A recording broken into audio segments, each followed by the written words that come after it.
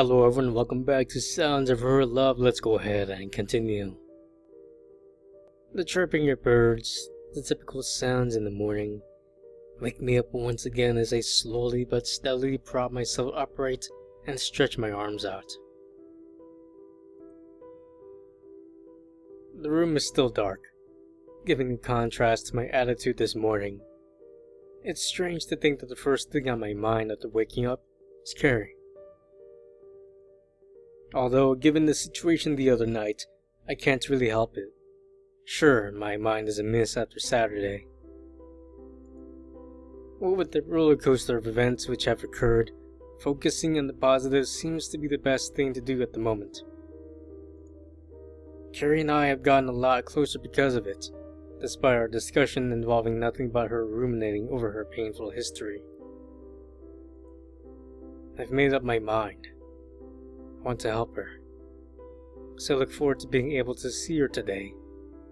It is a Monday after all. I rise from my bed, deciding now is the right time to get dressed and ready for school. Downstairs I can hear my father boasting about his business to my mother. It reminds me of my situation, how different me and Carrie really are.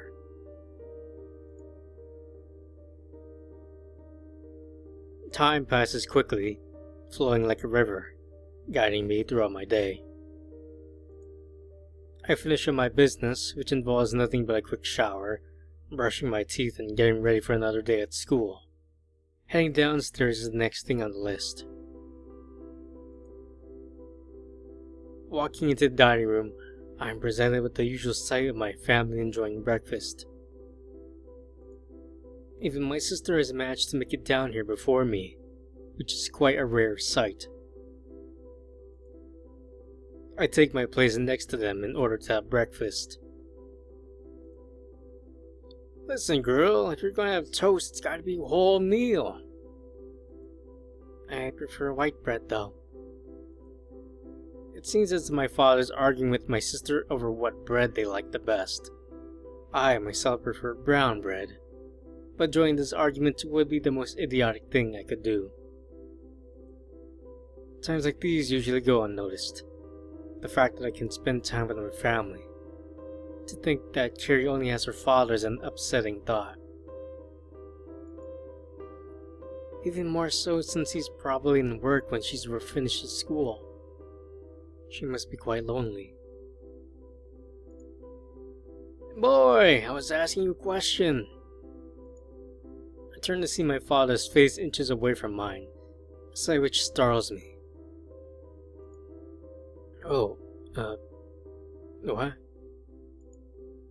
Thinking about Carrie must have caused me to shut off the outside world.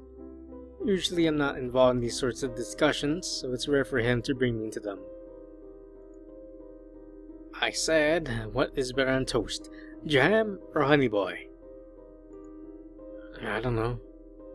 Jam? In all honesty, I prefer butter. But again, giving my own opinion would upset the situation further. See, even your brother agrees. Don't take the opinion of someone who spaces out. And I thought I was bad in the mornings. The two of them resumed their argument, with me and my mother trying to ignore the presence of the two idiots at the table. Breakfast today is the same as any other, for me. I wonder if Carrie is having hers right now. I take a glance at the clock, an action which sets my mind into motion once again. I'll be late for school at this rate. Is the clock still broken? If it was, then I'd definitely be too early. Not anymore, I fixed it. You have watch anyway, why does it matter? Oh, right. Well, I'm off then. Bye, son. Alright, son, hopefully you bring back a girl this time. Despite my father's continuous comments about girls, it is what I'm focused on today. I deliberately decided to leave earlier than usual in an attempt to beat Carrie to our meeting spot. I step outside, bidding farewell to my family with nothing more than a brisk wave. I look forward to seeing Carrie, a girl I've become familiar with. The rosiness of her cheeks, the silkiness of her braids, and that cute edge of her embarrassed smile. It's not something I thought I would find when moving schools.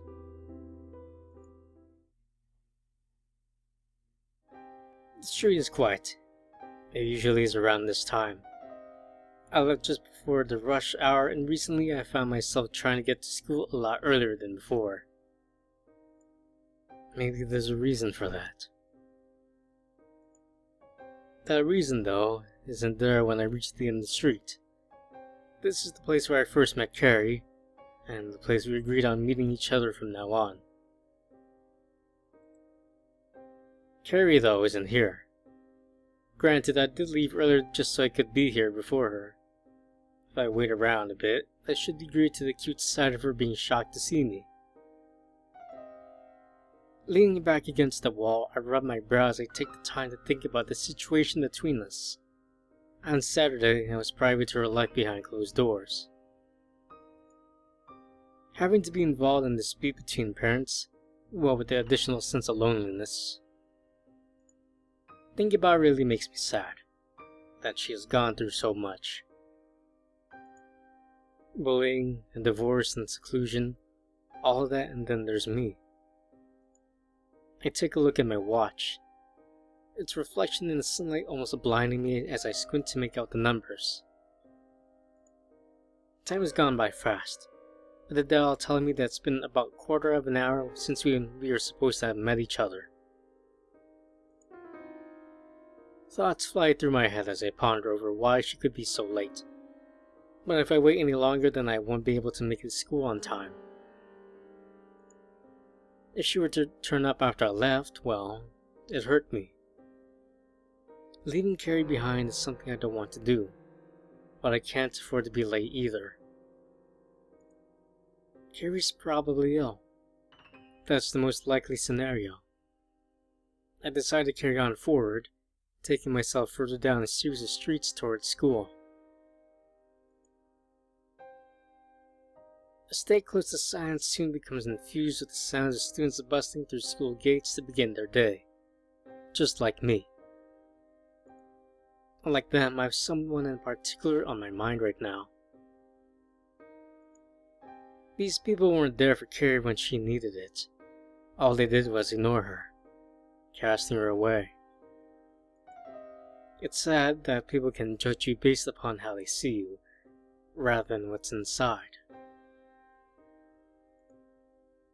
Carrie herself, where she may be, has had a hard time.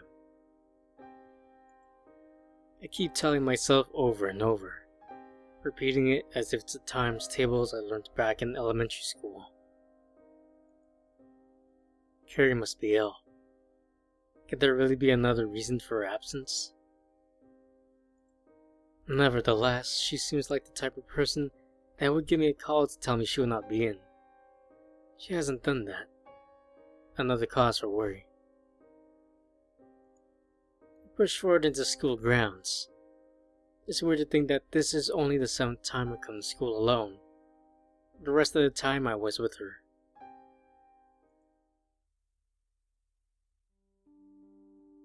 Arriving in class just short of the bell, I sit down at my desk as usual.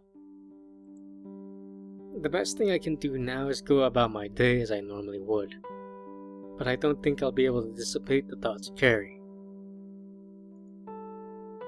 Hey Far, do you know what lesson we have first thing? My classmate stands before my desk. I'm pretty sure this is the guy from before who was really keen on the sandwiches they sell here.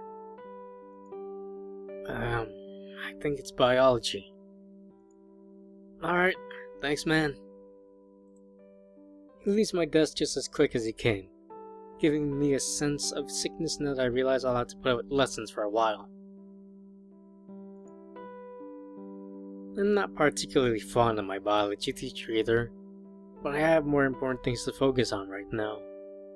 All I can do now is to try and get through this.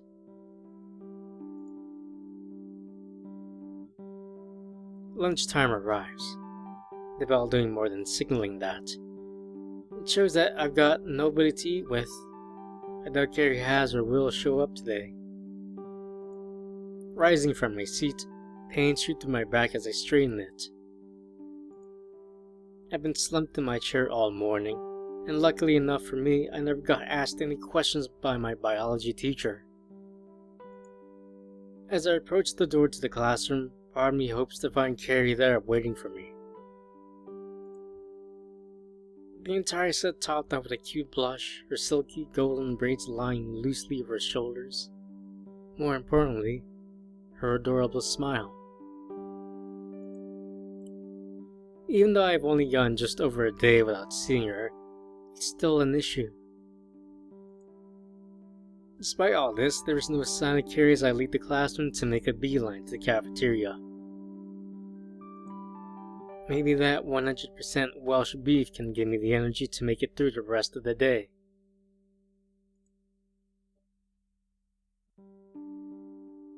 Taking my place in the line at the cafeteria, one which is surprisingly short, I idle around waiting for my turn to order. Come here still gives me thoughts of Carrie. It's where we really get to know each other, not necessarily where everything started. It's because I decided to speak to her on a whim that we managed to get this far. That was only a week ago. Thinking about it makes me happy at what we've achieved over the past 7 days. Yet it eventually trails back to the thought of Carrie's issues. Soon enough, the line to the cold food section shortens again and again as we inch forward. One after the other, people grab their food and leave to eat it. Something I would be doing with Carrie if she was here. I decided to grab a sandwich, quickly enough to get the last beef one, leaving me to find a place to sit in the cafeteria. The real problem is that I have nobody to eat with, kind of like how Carrie was. I wonder if she would have approached me if our situations were reversed. With her personality, I couldn't really expect much. Even though she is a kind person, she wouldn't have had the audacity to approach someone she had only met this morning. I decided the best thing to do is just to go back to class. I can probably find someone to talk to there. The corridor is empty as I walk back towards my classroom to eat lunch. Most people now would either be in their class or in the cafeteria, so it's rare to see any students walking about at this time. Making my way past one of the classrooms, and as the door opened behind me as someone calls out. Hey, wait! You're far, right? I stop in my tracks and turn around to find one of our year's former teachers calling out to me. I think he's in charge of Carrie's class. Yes, I am, sir.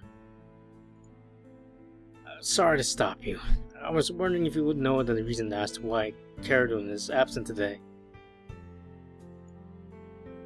We hadn't received a call from her parents, so I thought you might know where she is.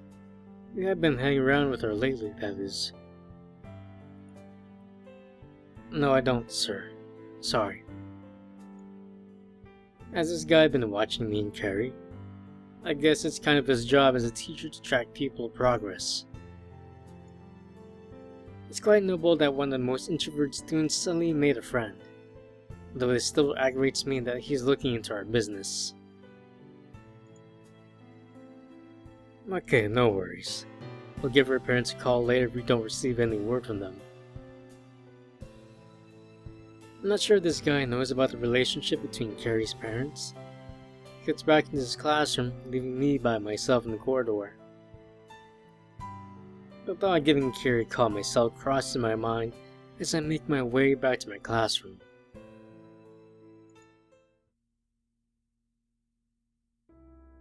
The cool air, the sound of cars, and the presence of the local populace going about their daily lives surrounds me. Walking home from school has always been like this. Just time to think whilst I rush to get back so I can go about my own life. Makes me wonder whether things would be different if Carrie had come to school today. We did agree to walk to school together, but neither of us said anything about walking home together. I'm not sure why we haven't. Being able to support Carrie is something I want to do. After what her teacher has told me, I really don't think she's ill. Surely her father would have informed the school. They're never too keen on people's missing lessons. I've had the experience of being berated for it once. Putting my hand in my pocket, my fingers naturally rest around my phone as I realize I had it with me. I did decide on giving Carrie a call, though I'd rather wait until I'm at home before doing so. Something inside me knows that things we'll discuss won't be the same as trivial things we both embraced before. Step by step, I trace back my usual path down my street to and from school, quickly arriving home and making my way indoors. Inside, instead of the usual sounds my father's boasting and my mother's retorts, I find my sister sitting down and playing on her phone. It's something she would usually do. Why she's doing it downstairs and not in her room, I'm unsure. Oh, you're back. Yes, I am. Did you get let out early or something? No, I'm just a faster walker than you. She always has a way to be cheeky. Where's Mom and Dad? Oh, they went out. They said they'd bring back something for dinner. Alright. I take out my shoes in the hall and I get the idea to talk about Carrie with my sister. She might be able to give me a girl's perspective on it all. At least, I hope. Hey sis, is there any reason as to why a girl might not come to school, despite not being ill? My sister turns her head and smirks at me, almost to mock me for knowingly asking something which would make me indebted to her. Oh, did the girl you like take the day off? Very funny. Are you going to give me a serious answer? After raising my voice, my sister responds by giving a solemn expression. I didn't mean to get loud, but right now I have more things on my mind than her jokes. Well, I wouldn't go if I didn't feel like it. That is, if I was depressed. Thank you. Sorry for shouting. By getting angry, I create a sense of awkwardness between us. Doing so resulted in getting an answer from her anyway, which isn't unreasonable given Carrie's situation. All I can do now is hope she's willing to answer my call. It's okay.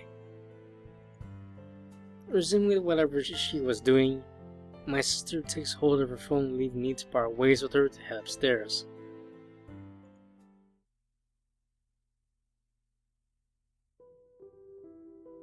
Before me is a room all too common, and as always all too messy. Looking around, I realize that this will be the stage upon which I begin my act to be there for Carrie. Girlie has grown on me so much over the course of a mere 7 days. The sounds of cars resonate through the open window, causing me to look outside and stare back at the melancholic expression. Is that really what I look like? The image is beyond me as I continue to listen to the melodic rhythm of people within the city going about their lives. Here I am, hesitating to call someone who means so much to me, someone who changed me. I was under the assumption that after meeting Carrie, I was able to bring her out of her shell. She told me otherwise, but I find myself thinking about how much she has done for me. How much we've been there for each other, neither of us even realizing it. The pounding my heart acts as a timer, urging me on as I clasp the phone in my hands. All I have to do now is press the button. A pang of nervousness causes me to sweat as my breathing sharpens, unsettling my mind as I continue wanting to get this issue resolved. In an unsteady hand, I take the move to press call. Now it is up to her to answer. The phone rings, slightly longer than I would expect it to if Carrie really felt like talking. It can only be assumed that she's at home. If her phone was anywhere near her, then she would have answered it by now. The ring stops abruptly, causing me to feel a sense of relief which is soon washed away when someone other than Carrie answers the phone. Hello? Who might this be? On the other end of the line is Carrie's father. I don't know many parents who would answer their child's phone, but at least I can ask him about Carrie. This is Far. Ah, that's right. You were over here the other day, weren't you?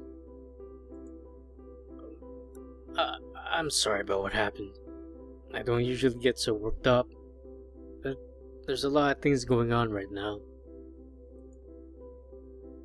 All I can do is apologize for making you witness it all. I can understand. How is Carrie doing? She wasn't in school today. Thought you might be calling about that. You're a good lad, you know.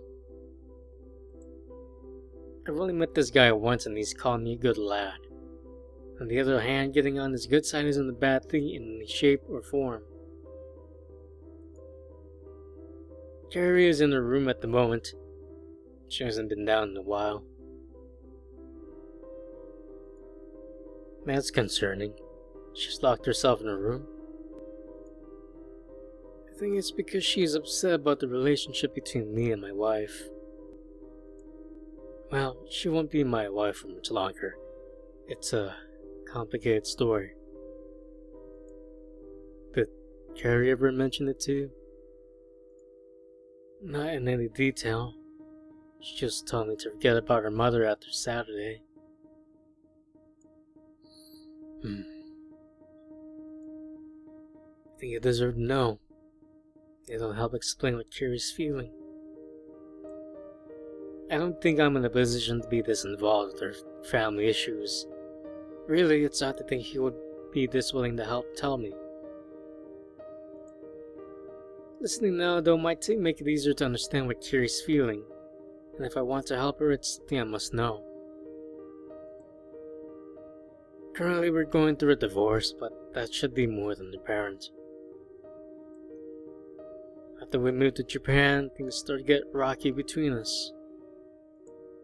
My wife decided to go on a holiday back to Wales, though her real intention was to get back with her ex-husband. I eventually caught wind of it after one of my friends spotted them together. She stayed there. At the same time, fought for a divorce. It's a complicated process when you're dealing with two countries. I was told yesterday that she also fought for custody of Carrie. What? Does that mean Carrie would also return to Wales? Yes. She's been upset since she doesn't want to leave. I think she has too much fear that she would lose if she went back. It's not just me who she'd be away from. The reality is too hard to comprehend. A sheepish girl faced with another challenge in her life. Having to leave behind her father and her friend in order to go back to live with a mother she has no fondness for. I knew from the beginning that I wouldn't be able to do anything. Being there for Carrie still won't change the outcome, though I won't resist doing so.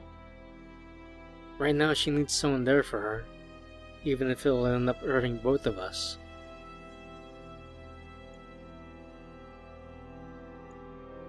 If you want to speak to Carrie yourself, you're welcome to come over anytime.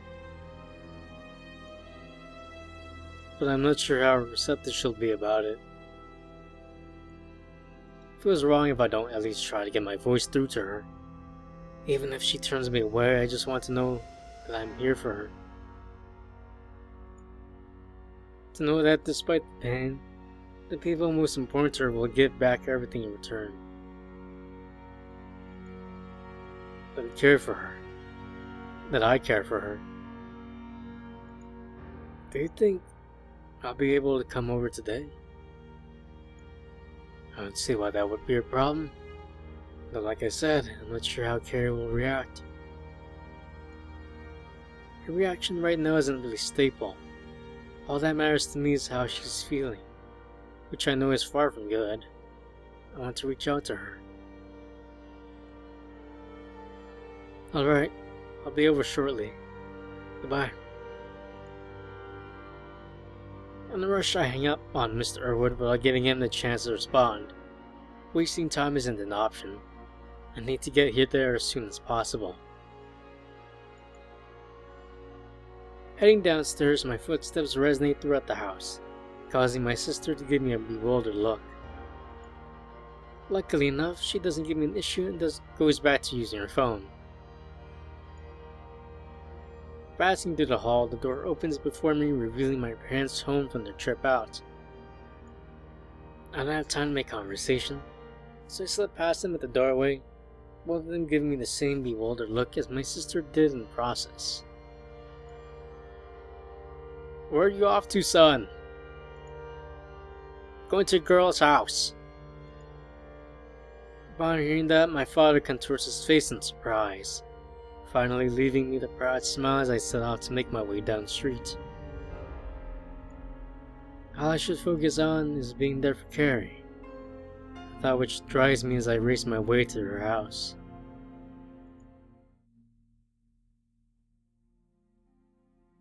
Darkness fills the path towards Carrie's house, spared of street lamps which guide my course towards it, a long and winding one, in a metaphorical sense that is. This week has provided me with countless ups, but I guess it's time to face the downs. Knowing that Carrie is hurting makes me feel bad myself, something which I told myself over and over. My emotional detachment to her is a big thought. Carrie's street is short, so it's easy enough to find her house. It saves me the time looking for her in the darkness of the ever-looming night. The adrenaline within me rushes me further towards the door of her house. It's not necessary, but I feel that controlling these emotions would be a bad thing, on top of the difficulty to do so. Scariest feelings I want to prioritize right now. Getting her as soon as possible helps me to do that. My knuckles face the wooden door repeatedly as I eagerly wait for an answer. I can see movement from inside. The curious father soon comes to open the door. Good evening, Far.